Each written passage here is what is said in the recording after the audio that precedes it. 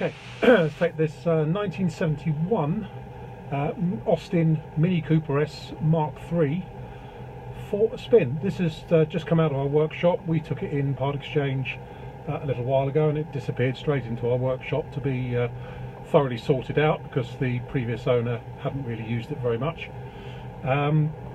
We've just sort of fully tuned it and what have you back to where it should be, so it now runs absolutely beautifully. Anyway, we'll take it for a spin. Now, I'm 6'6", but I did cut my teeth on this sort of thing back in the late 70s, so there's actually plenty of room in it for me. They're brilliant fun, handle like a go-kart, and being a Mark III Cooper S, it's got loads of power, it drives brilliantly, it's just such enormous fun. Anyway, I'm going to set this up so that rather than looking at me, you can perhaps see a bit of the car when we're driving, which would be nice.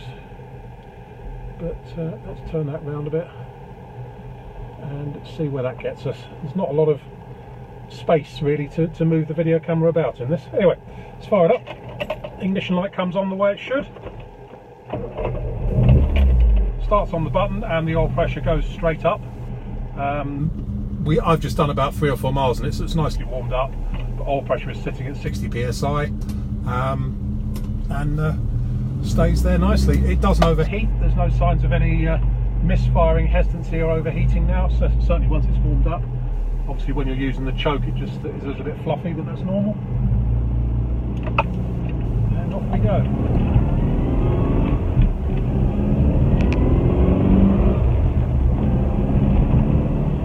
Just, you know, enormous fun from the get-go. We're only doing 30 miles an hour now, but it feels like 70 or 80. This one is still running on hydroelastic suspension, which I think, if I remember rightly, the Mark III Cooper S was the last one that has hydroelastic suspension. The majority of them seem to have been converted now, but this is still on hydroelastic, and so the ride quality is exemplary. Really, really good.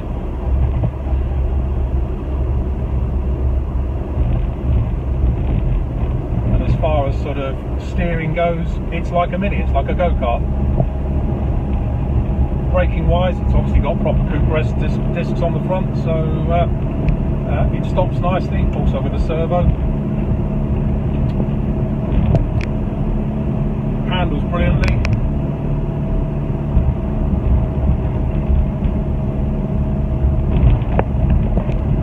It sounds quite meaty. I think it's got a slightly aftermarket exhaust on it.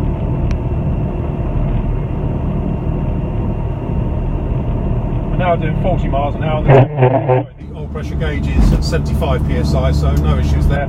There's no rattles or squeaks from it at all really, apart from an occasional rattle from the steering column.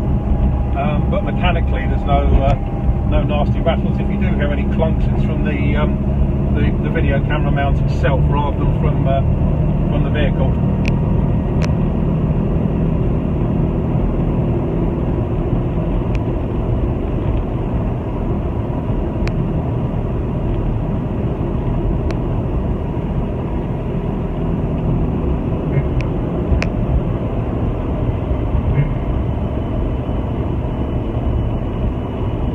See why these are so highly regarded, because it's just brilliant fun.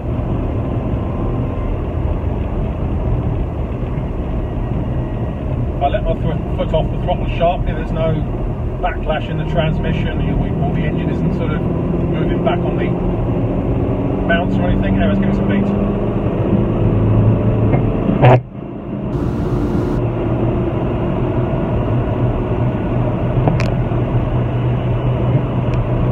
Only criticism I can make, hopefully you can hear me, is it's got the correct type of gearbox in it.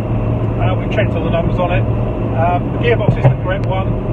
The synchromesh going from 4th down into 3rd gear is very easy to beat. Going up is fine, but going down from 4th to 3rd, you do get it occasionally, more often than not to be honest, unless you double declutch. Where the synchromesh is being defeated, but that's really it. That's all I can find to criticise.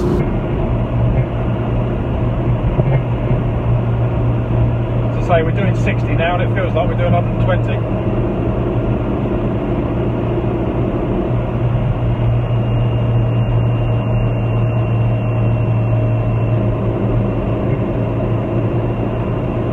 Just rips along.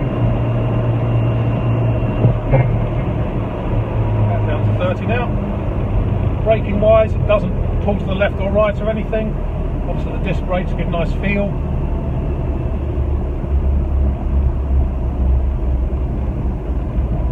I changed down quite slowly then from fourth to third and it didn't graunch, but as I say, it will often do it, especially if you're pushing on.